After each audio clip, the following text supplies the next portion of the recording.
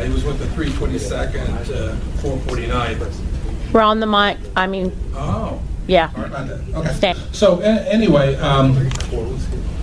maybe y'all know about, I always used to watch Hogan's Heroes. Yeah. And there was that Sergeant Schultz, you know, that guy. I know nothing. I know nothing. We did not know anything about my father in his service. Zero. It was only, this thing works. It was only really when he was diagnosed with terminal brain cancer, and they were going to do an operation, that we essentially called all the boys in and called the family in and had a little reunion.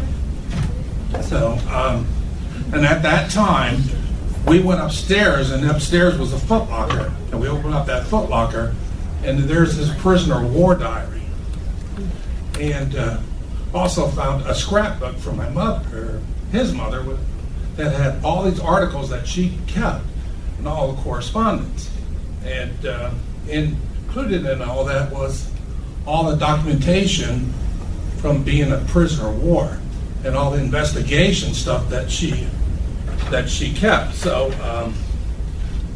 I essentially put all this together, got some help from Brian Gibbons here, and Roberta and Trevor, and a gentleman by the name of Mark LeBlanc, who is specialty is the French underground. He's a Canadian, and contacted him, and he supplied a tremendous amount of information on all the down flyers that were in my dad's plane.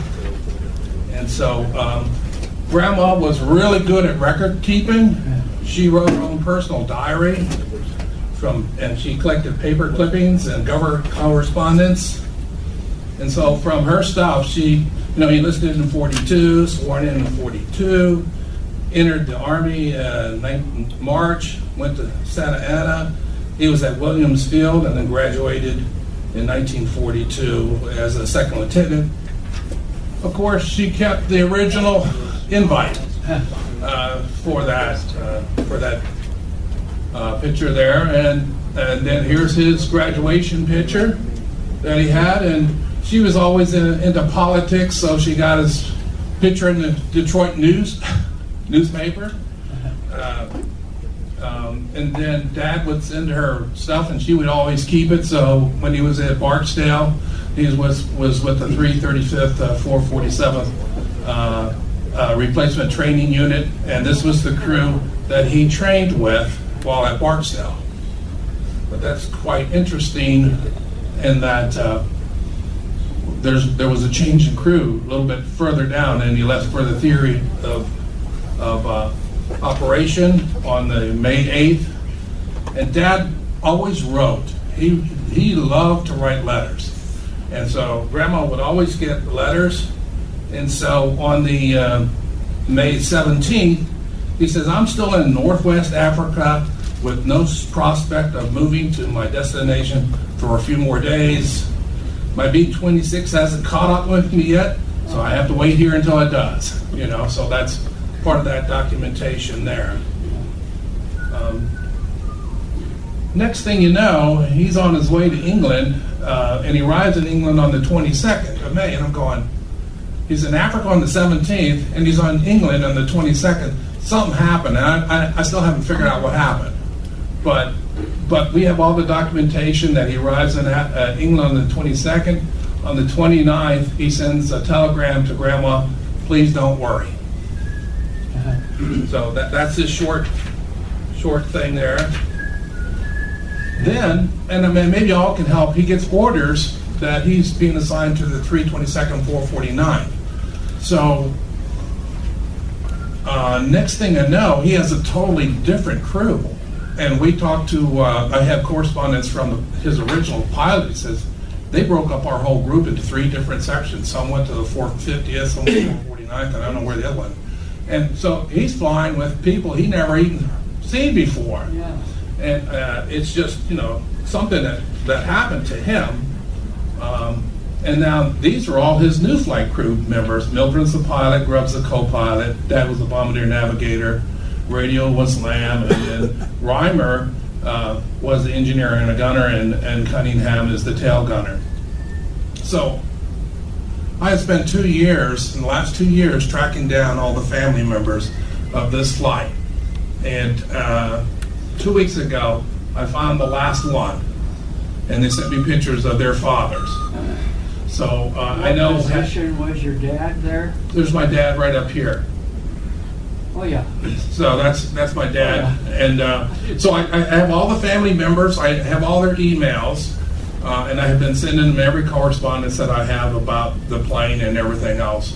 But it's very nice to. In fact, we had Cheryl Reimer was at the ceremony yesterday. She couldn't stand up in front of me, and I spoke for her at the commemorative there. But oh, she was the lady that followed us. We kind of got lost. Yeah. Okay, and then I didn't see her the rest of the day at the museum. Yeah. Her cousins came from Pittsburgh area, came down to see it. So I just met her. I just found her a month ago, and she said she wanted to come. So, at least I had part of the original crew there. But Dad got there in May, and then next thing you know, we have all his flight missions. Roberta gave me all of those. And you can see, I always thought you had your own plane, which they did, but they never got to fly in it very often because they flew in all of these different models. Waste of time. Danny, here's your plane. Waste of time. Yeah, he flew a mission on that on September 7th. Wow. Okay? And so, and then his plane was the Duchess of Barksdale, which is the P&J, and he flew in Flak Bait, Murder Incorporated, Gale, GIV, V-Packet. So out of the 15 missions that he had, they flew in 10 different planes. So, I mean, that had to be a hell of a pilot to be able to adjust to a different plane almost on every mission, So, with Trevor's help, and I started tracking down the planes, and I think I only have 2 more to find.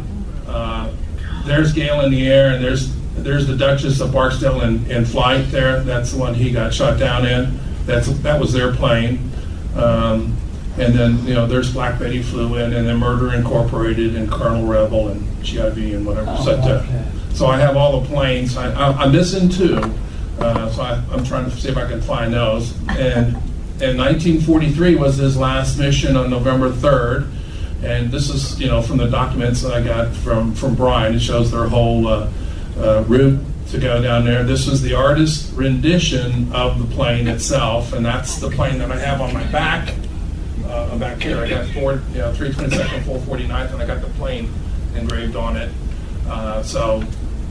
And here's the load list. You really can't see it, but I mean, it has all the list of all the crews on it. There's your box formation, and he was tail end Charlie. He was the last plane in the formation. And so usually by then, they got you zeroed in, they got your height, they got everything, and they're just blasting away at you. The official stuff that we have from the 386th was there was a lot of commotion going on there, and they were causing a lot of havoc on the 322nd, and they mentioned a B-26 flying in the number 5 position, low flight, had dropped down and behind the formation just after they bombed their target, and 2 of the FW-190s, signaled them out and attacked them from the 3 and the 9th position, and it fell out in about 500 feet and plunged into a dive and crashed. So it's documented within their bomb group. This is what happened. You can see here from all the drawings that they have, they were over here. Next thing you know, there was some flight communication say, go over here and attack the bombardier that has the problem with the engine. And so they broke off and went after Dad. And Dad was here at the last plane here. The official thing was, there was light flak, but the bombardier, one plane went down, and they listed all of the people that were on that plane. And this is my first document that I got that told me who the flight members were, and that's when I started my investigation to try to track down the families. That's all the information I had. So my brother and I have spent 2 years looking for him. We did interview the pilot on September 11th, at the age of 92. He told us the plane was was Duchess of Barksdale because that's where they trained at, and that's where my dad met his future wife, was at Barksdale. He said, they got hit by flak, and then they had a problem that they were falling behind. And I said, I heard you got shot down. And he went, no, we had 12 50 caliber machine guns on her. My crew was really, really good, and they were fending off the flyers, but the fighters that were coming after them. But he said the other engine was overheating. And he said, overheating. He said I had to make the decision either to jump out. So he hit the call bell, and everybody jumped out of the plane. From that, Ernest Grubb, everybody was captured except for Ernest Grubb, but he didn't escape in the vein. And he told about the way that they got out of the plane. Hang on here for a second. He said flak pit hit number 2 engines was out, and the pilot ran the plane. The 2 men in the back, which were Lamb and Cunningham, they exited. My dad, he opened the bomb bay, and he exited through the bomb bay. Reimer passed out the chutes to the pilot and the co-pilot, and he left. And somehow the pilot went out the nose wheel opening. Not out the top or out the bomb bay, went out the nose wheel and got caught on the coupe antenna. So he's going down, the plane's going down, and he's caught on the antenna and trying to get the heck off of it, to get off of it. And but he finally got off, and Grubb was the last one who was the co-pilot, and he dove out the bomb bay as it was going out of control, and his chute opened up at 2,000 feet. So he didn't have too much time in the air to land. And he saw, on the way down, he saw the plane crash. So it didn't take very long after he got off the plane before it went down. So, and Dad's doing the same thing.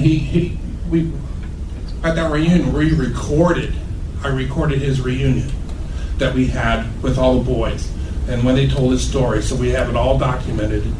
And so he actually talked about what happened. He heard the thing. He says, I got out the bomb bay, and then got on the ground and ran as fast as I could. Some kid picked me up, and then they hid me in a haystack overnight because it was a farmer.